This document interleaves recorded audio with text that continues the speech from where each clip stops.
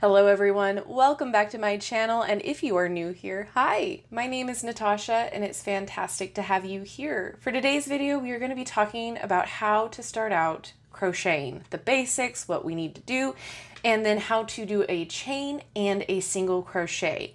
And a lot of you guys on my other channel have talked about how you want to start out with crocheting, so I figured this would be a very good place to start. And then I can start going over other stitches with you in other videos. So if this is something you are excited about and are wanting to see future videos about, please let me know down in the comment section below and I'd be happy to do that for you. So let's get started. All you're going to need is yarn. If you already have yarn and it has the label on it, we're going to discuss that, and a corresponding crochet hook and some scissors, because we're just going to do some basic things today. Very simple and very easy. So to start out, we're going to discuss the yarn. Now what I have in front of me is cotton yarn. This is a really old skein, as you can tell by the label. And then this is a weight 4. So what this means, it's 4-ply worsted. So that means if you look at the yarn, it has 4 different strands combined. So that's going to give its thickness. There's a bunch of different weights. There's a 0 all the way up to super, super bulky. And that's going to determine what hook we use for this type of yarn. So then we go to the label in the back here. And this is all of the information that we're going to need. So we see this medium 4, that's what we just talked about. And other yarns, bulky or skinnier, they'll have the corresponding number. So 0, 3, 7, all of that there. Then we're going to skip the one with the knitting needles and we're going to go straight to the one with the crochet. And as you can see, it's giving you a gauge here. So you're going to make a 4x4 inch with 13 single crochets and 14 rows. That's going to give you your gauge. And we can talk about that later. That's not important right now. But what is important is the hook and the size there. As you can see, it says 5 millimeters or a US H8. So that's the size hook that we're going to need. And that is the hook that I have right here. And they're all going to be different colors, different, some have handles that are thicker. It just depends on the manufacturer who makes it. This one happens to be by Boyle, sure. But you can see here it says H8 5.5 millimeter. That's the thickness of the hook. So then you can see at the end here, if my camera will focus, it's got a hook. That's where all of the magic begins. All right, so back to the label, then it will give you all of the information about how to wash your piece once it's finished. And then the other important thing, if you are going to be making a piece bigger than one skein, it is important to look at the lot numbers. So this one has a lot number here, and that is going to tell you that they came from the same batch. So the colors will be the same. The way they start and end will most likely be the same. So especially when you are looking at multicolored yarn skeins like this, it's important to get as close to the lot number or the same lot as possible. Otherwise you will have some weird color differences and it can be very noticeable. All right, and then the other thing that we're going to look at on the label, if I can find it here, is how much yards or ounces are in the skein. So this label will tell you exactly how many ounces or grams, and then approximating the yardage. And so I always look at the yard because most of the patterns that we use in the US have the basis being yards. Others go by ounce or grams. Either way is fine. It's all going to be on this label. So that's what's going to be important too. If you are doing like a sweater, 95 yards is not going to be enough to do the whole sweater. So you have to calculate how many yards you're going to need out of one or out of this kind of skein. Hopefully that all makes sense. So next, what we're going to do is we're going to look at our hook. Now there are a couple different ways that you can hold it. Basically, as long as it's not going to give you carpal tunnel, however you decide to hold it is fine. There are 2 basic ways to do so. One is by using it like a pencil, so holding it like you would a pencil or a pen. Or the way that I like to do it is holding it, they call it the knife way. So I grasp with my two little pincher, it's right there, and I go in that way. So that's how I hold mine. And like I said earlier, there's different thickness of handles. You can get inserts that go on like a pencil gripper. So there's multiple different ways to make it comfortable and a more accessible crochet experience for you. So now, how do we start? We want to make something. Where do we begin? And that is all within a slip knot and a chain. So that's what we're going to do next. All right, so I have pulled my yarn out of the skein a little bit, and then I have my hook here ready to go. So in order to start any kind of crochet piece or project, it will usually start with a slip knot. Now, a slip knot is what's going to hold kind of your knots all together, if that makes sense. So there's a couple different ways of doing it. I like to take the end piece here and leave a tail, a couple inches. And then what I will do is wrap it around my index finger, cross it over so you have a loop with a cross. And then what I do, I'm hoping you can see this, I flip that tail end through that loop and pull up just enough so that there's another little loop. And then you'll see there's a knot there. Pull it tight, and that's your slip knot. I'll do it one more time. So over the index finger, cross, pinch it, then take this tail end, the short one, pull it through just enough so that there's another loop. Pull it tight. And what this is going to allow is some slippage, so that way you can adjust how big the loop is. And this is where we are going to begin. So we'll stick our hook in, and then we're going to tighten it just a little bit, slip it to that hook. I like to have a little wiggle room to begin with. All right, and now we begin. What we're going to do is we're going to chain. I'm going to do 10 chains. So what's important is how we hold our yarn. It might be a little tricky to start out with because it is quite intimidating, but the more you practice, the more it's going to feel natural for you. So this is how I do it. Many people do it their own way. You choose what feels right and natural to you.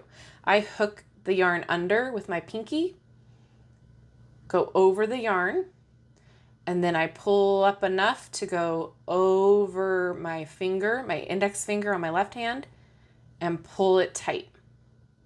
I'm going to show you it again. I have my pinky finger. I go under the yarn, wrap it around the yarn again, take my index finger, go the opposite way, and tighten it. So then it allows me to have this slippage of tension, and I can continuously pull the yarn through my fingers to create more length. All right, so I'm yarning it through. All right, you can wrap it around a couple times too, whatever feels right for you. Okay, so now we create the chain, and it is pretty simple to do. It's going to take some practice, because whenever we start anything new or learn something new, practice is what's going to help. Repetition is going to help. You're not going to be amazing out of the gate, so don't beat yourself up if it takes you a few tries to really get it right, okay? Keep at it. So what we're going to do is we're going to put this yarn over the hook, like so. That's called yarning over. And then it'll catch right there in that hook, and you're just going to pull through that loop. And you have created a chain. We're going to do it 9 more times. Yarn over, hook it, pull through that loop. Yarn over, hook, pull through.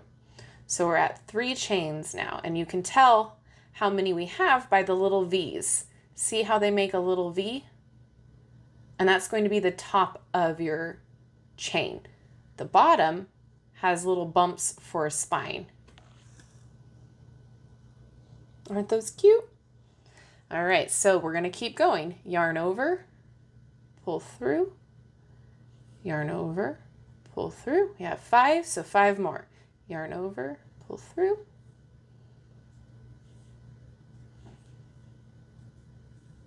All right, I'm going to count and see how many we have. So we have 1, 2, 3, 4, 5, 6, 7, 8, 9, 10. So I'm just showing you 10 so you can see a little sample size. So now, where do we go from here? This is just the beginning. We are going to now try a single crochet. So how we do that is we create another chain. So chain 1, and then that's going to build up the height for our next stitch. So it's going to end up allowing that yarn to bend up. So we have the height enough to have another row. And what I like to do is go into the spine or the bump. You can go into the top of the V if you would like. Whatever works for you, whatever you can see better, you're going to get a similar result either way. I like going through the bump just because I feel like it gives me a more finished look. Okay, so now we have the chain 1. So that's this bump here. We're going to insert our hook into the next bump right here, just the spine. So you'll see the V is untouched there. And then we're going to yarn over, pull through, just like we did with that chain, but now we have 2 loops on our hook. So we're going to yarn over once more. And then we're going to pull through both of those loops. And you just created a single crochet. We're going to keep going. So insert our hook into that spine, that little bump, yarn over, pull through. We have 2 hooks or 2 loops on our hook, yarn over, pull through both loops. Okay. Again, so you can see how the single crochet is working up. We're going to go into that bump again, the next one, yarn over, pull through, 2 loops on the hook.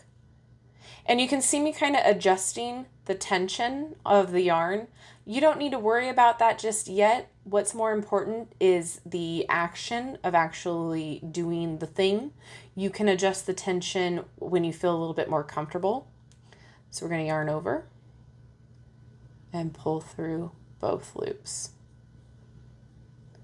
All right, we're going to keep going all the way across.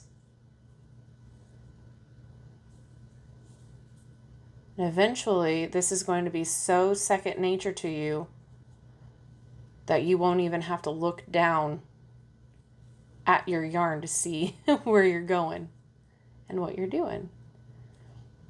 But like I said earlier, practice is what's going to help. Repetition is what's going to help. I don't like the saying practice makes perfect, because you can practice the wrong thing and it still be wrong, right? Keep going. Okay, so here's the end. You'll see there's one last little bump there. Insert the hook, yarn over, pull through, and you have all 10 of your single crochets. Come on, adjust, there we go. And there's the top view. Okay, so let's talk about the anatomy of these stitches. So as you can see, the top view here, that was loud, sorry. The top view here, you can see all of those V's. Then right here, so this is what's facing us. So the V part that's facing us is going to be front loop. The V that is behind here is going to be back loop. And that'll be more important once you do a little bit more intricate stitches later on. So front loop, and then the back loop. But when we go into our next row, we're going to go through both loops. Okay, we'll be going through both, and I'll show you that right now. So we just went left. We're going to flip it again so we can continue to work towards the left. Okay, insert my hook again with that loop, get my tension all set. We're going to yarn over and create one chain because we gotta create that height for that next row. So yarn over, pull through that loop to create the chain, and now we're gonna start making our single crochets again. So insert through both loops, yarn over, pull through, 2 loops on the hook, yarn over, pull through both loops. Okay, next one, we're gonna go into both loops, yarn over, pull through, 2 loops on the hook, yarn over, pull through. So we're just gonna keep doing this all the way across.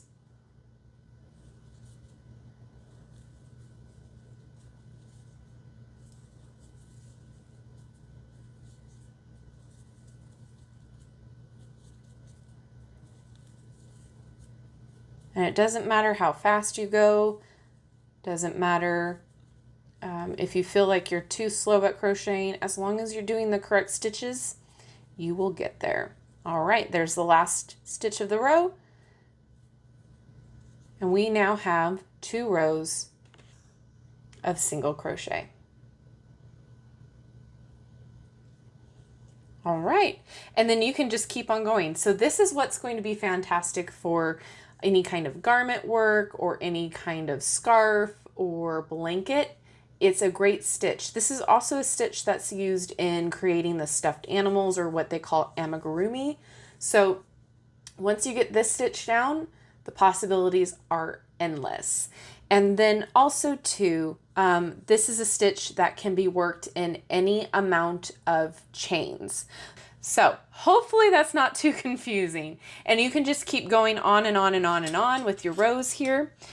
So the more chains that you make, the wider the garment or the wider the project. The smaller, the skinnier it's going to be.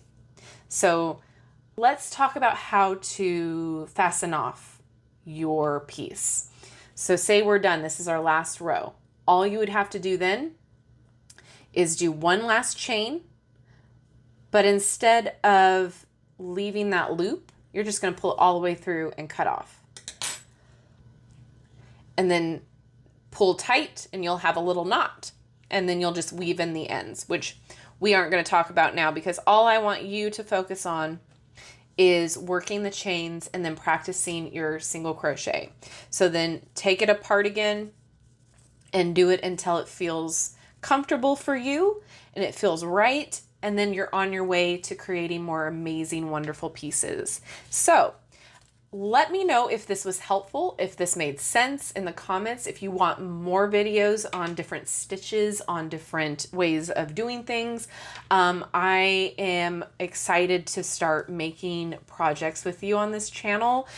This channel will not be strictly crochet or anything like that. It's just kind of going to be a combined channel. So anything that doesn't really work with my first and main channel, this will be done on this one. So hopefully that makes sense. Hopefully you enjoyed this. If you did, let me know down in the comment section. And if you haven't done so already, don't forget to like, subscribe, and hit that notification bell on your way out of this video. That way you will never miss an upload from me. Thank you again, and I will see you in my next video. Bye-bye.